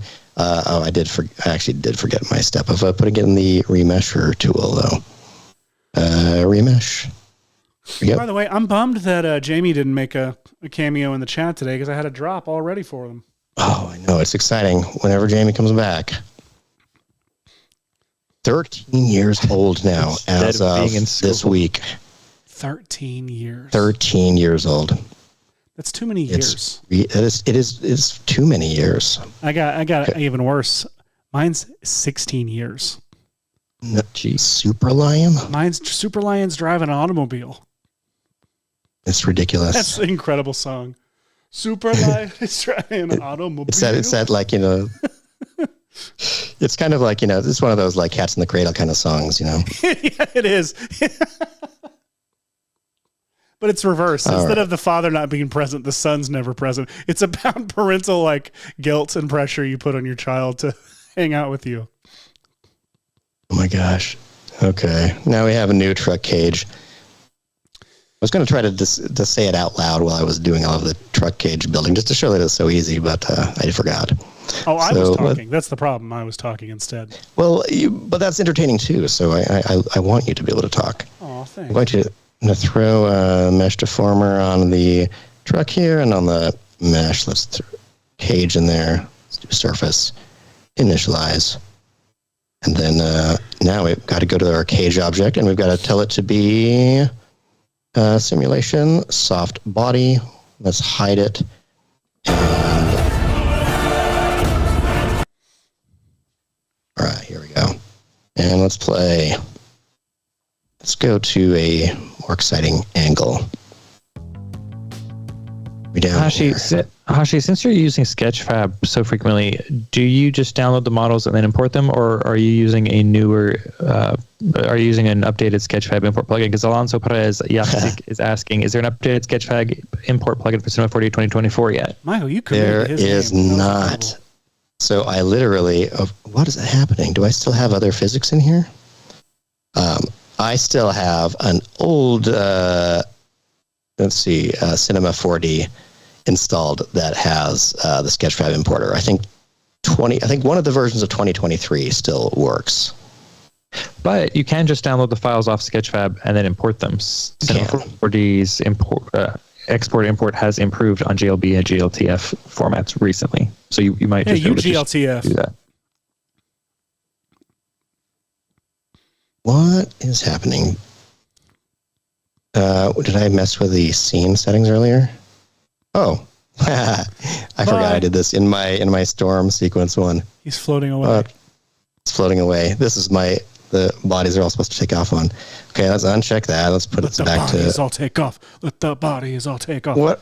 Wait, what is regular gravity? 987 or something like that? Yeah, that's what all scientists say. Negative 9.87 feet per second. That's what Einstein said. It's an Oppenheimer. Gravity. What have I done? Oh, you know what I could do? Since this isn't working right now, I could just copy the cage, the object, and the plane. Can never copy the cage. Often copied, never never successfully copied. What's that? Often imitated. Never copied. Pretty successfully. Okay, here we go. I just copied all of these things into a while you're doing project file. Why is this looking so on? I was so excited for this, and I'm mad at it. I don't like this. Could it be? What can it be? Minus 181 is the gravity. It's using the soft body and the thing. It's using that. How big is perfect frame rate? Surface, like the thickness of the material. Did I go over and did I turn its mass down? I just don't remember where this. No, can't you affect thickness? That's in the. Where is that, Michael? Here, surface thickness, 1.5, and the mass is. Well, what if I turn up the mass of this thing? Does that help? The mass. It just feels like it's caught on something, and that doesn't make sense to me. Let's reveal. Okay, that's clearly not. That clearly should be fine. Actually, have you seen Oppenheimer? I have not seen Oppenheimer, but you can spoil it for me. All right, I'm going to spoil it for you. Does the bomb explode at any point? It does. Maybe the real bomb was the friends we made along the way. Yeah, the real bomb was the friends we made along the way. Like Albert Einstein. So Albert Einstein in Oppenheimer, I can't take credit for this observation. My best friend Darren came up, pointed out to me when we saw it together, and we're walking out of the theater, and he was like, I think my favorite part was Albert Einstein is just always lurking whenever you need. There's a moment literally where characters is talking to Oppenheimer, gets in the car, drives away, and right across the road in the darkness, Albert Einstein walks out and literally says, "He's right, you know." And I didn't catch it on the first watch, but now it's the funniest thing I've ever seen. He's like Batman. He is. Oh my gosh. I think that we need an Albert Einstein then that comes into the show. He's right, you know. 100%. I'm going to find it. I don't think he actually says he's right, you know. I'll be bummed if he's right, you know.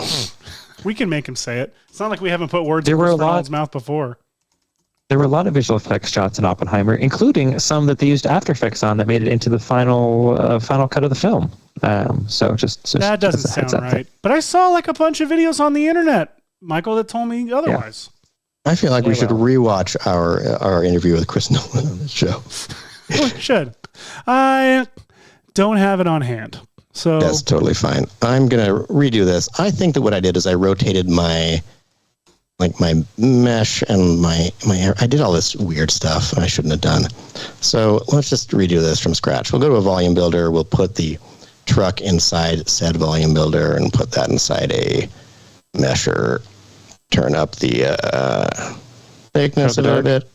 Then we'll go to the Spider-Man. Turn up the thickness. Let's get a remesh. Let's put this in here. And we'll go to a 15% mesh density maybe. And then we'll let it calculate that mesh density, and it's going to give me a nice truck mellow. Thinking.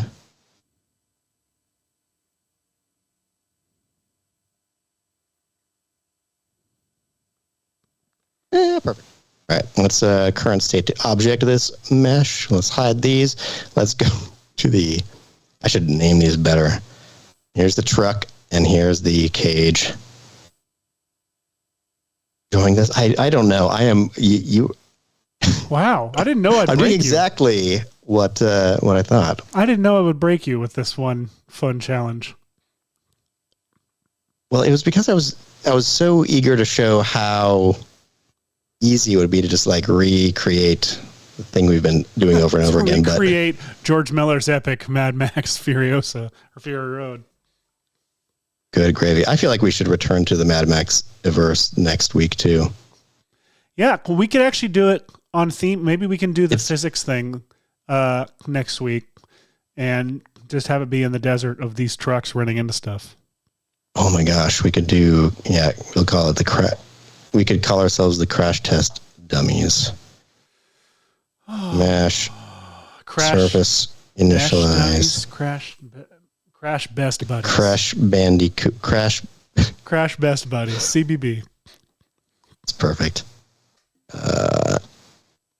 Let's hide the cage. Okay, never if this doesn't work, I'm gonna be so mad. Oh, I didn't make it a soft body yet. Guys, you're about to see something I've never seen, which is Mad Hashi. Arg. That's literally the angriest I've ever seen Hashi. He saves his fury for his family, I guess. I save it for my children. I save my fury for the road. Oh, that'd be a good one to go out on, but we got 15 minutes left. So just say it again later. Sorry. There we go. Okay, now I'm pressing play. Let's see. It just flies past all of them. Right past all of them. Not hitting it. Not a one. There we go. It's happening. I got eager. I'm doing all this ridiculousness just so I can show it nicely in the viewport. But you know what else I could do? What? I could go to this really bizarre thing that Darren Frankowitz showed me how to do, which is to go over to the camera and under here, I'm going to say target camera. And in fact, I'm not even going to go to the target camera. I'm going to go over here and go Shift C. And I'm going to say camera. It's like, dude, the cameraman. Cameraman, we need you. I don't think it's called that, but I call it that. When we needed you most, you disappeared. Then the fire has left us. Michael, what's it called? The little man that runs the camera. What's the cameraman's name? Are you talking about the motion rig, the motion camera rig? It's a little man. Shift C motion camera. Motion camera. Shift C motion camera. Motion camera. Motion camera. I was already. There we go. Sorry, so, here we go. Tell me how cute is this? Look at him. We just added a cameraman.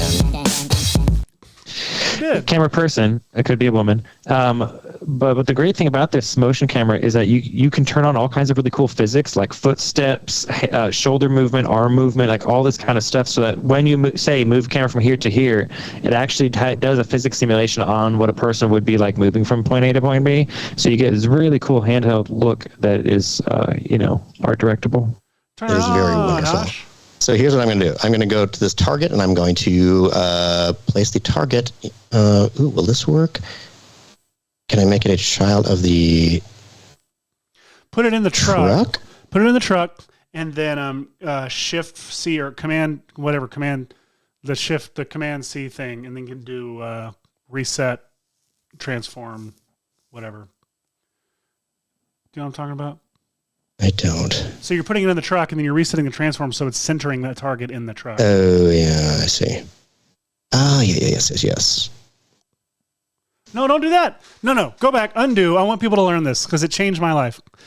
Was it Shift Is C? it here? No, Shift C or something. It's a command, and then reset or what is it? What's it, Michael? It's the one that resets the transform. Reset pose? Reset transforms, resets your transforms. What is it called? Reset transform. Yeah, reset transform. Oh, there it is. But you don't have to pull it up in the commander. It's if you open up your coordinates manager, the bottom right hot corner Right. thing. You're clicking around. I'm trying to button. avoid clicks. I'm trying to make it where you can go boop, boop, boop, boop on your keyboard and do it. You can also set it as a keyboard shortcut and never have to fuss with Don't it. do anything I say. Whatever. Wait, where is it? Or find it in the commander.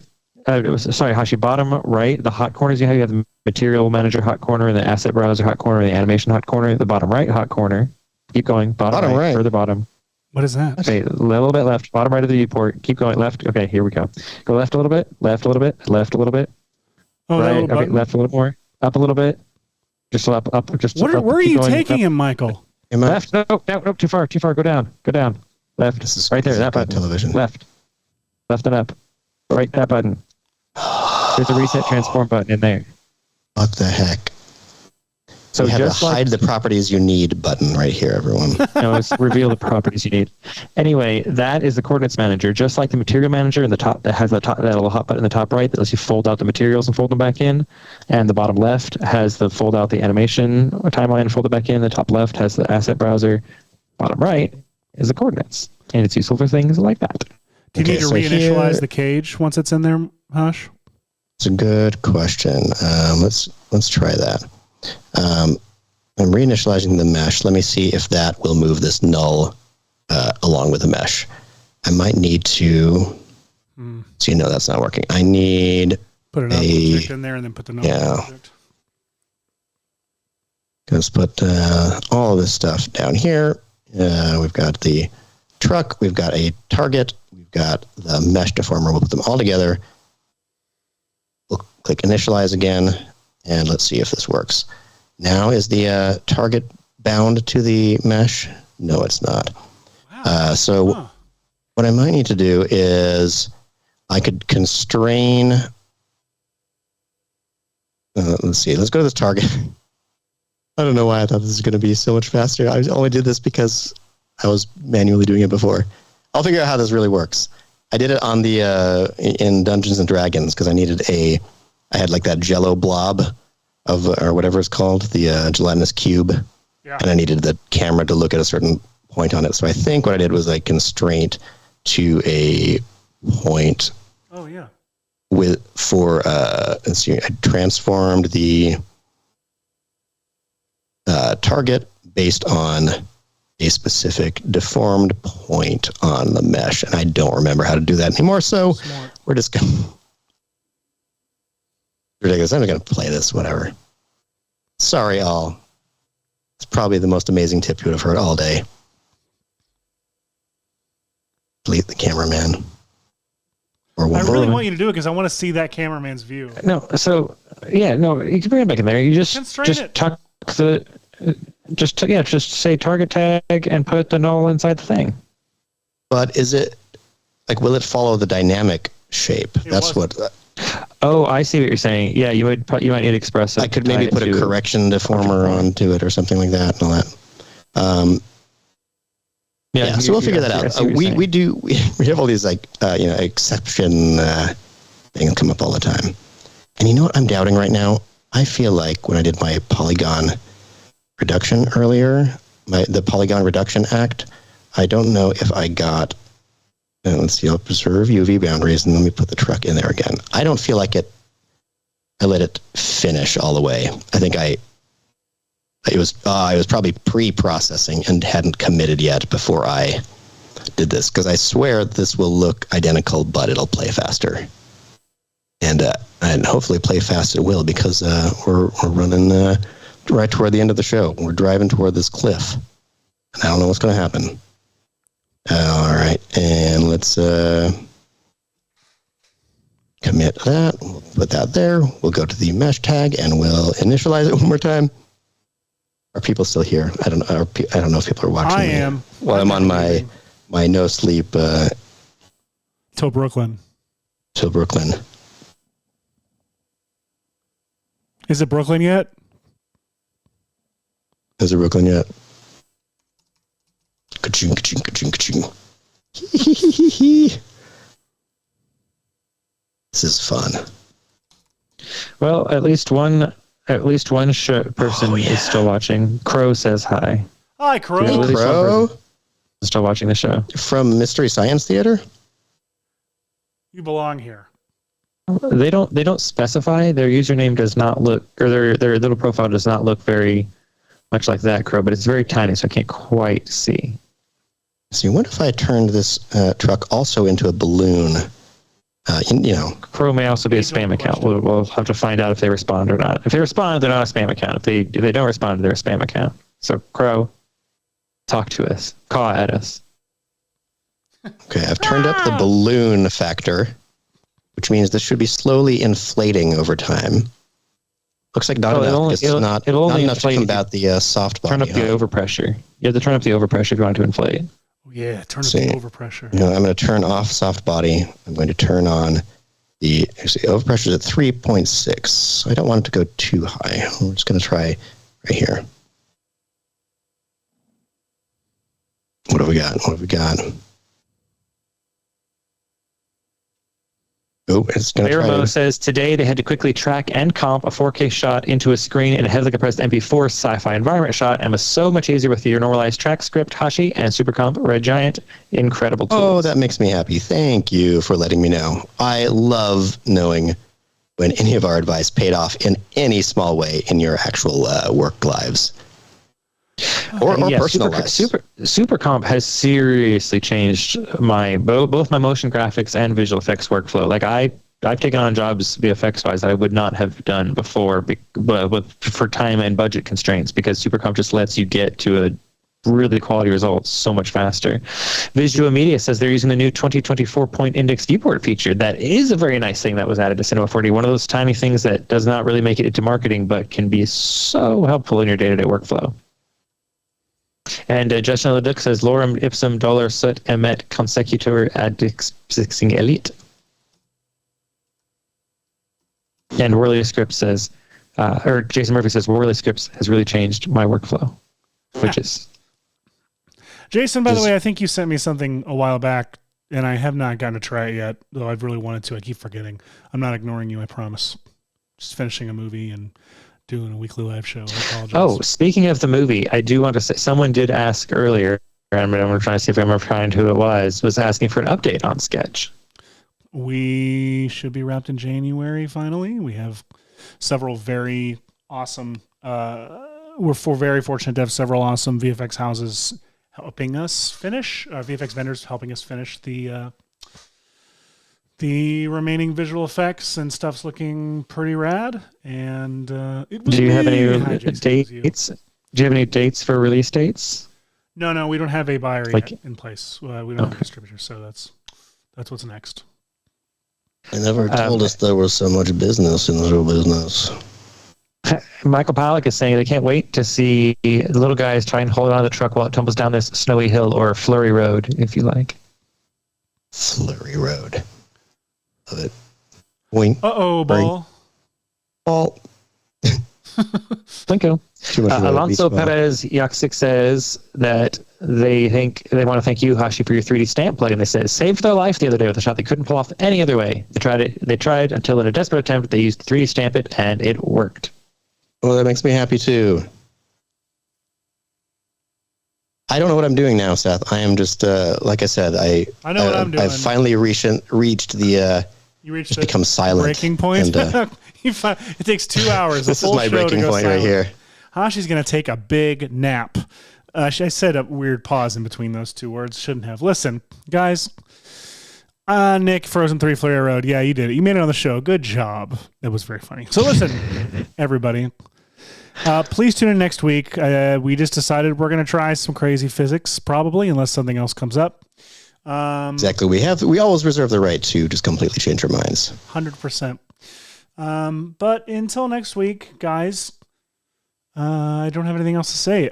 Anything else we need to talk about business-wise, Michael? Any business? Oh, just as a heads up for all of you folks who like to follow Red Giant on Twitter and Instagram and X and Facebook and whatnot, we've got new handles. So if you're looking to follow Red Giant for all those tips on Tip Tuesday, or maybe some Fast Friday tutorials, or just kind of want to keep up to date on what kind of stuff's going on in the Red Giant world, it is now Max on Red Giant on both Twitter and X, and also on both Instagram and Facebook.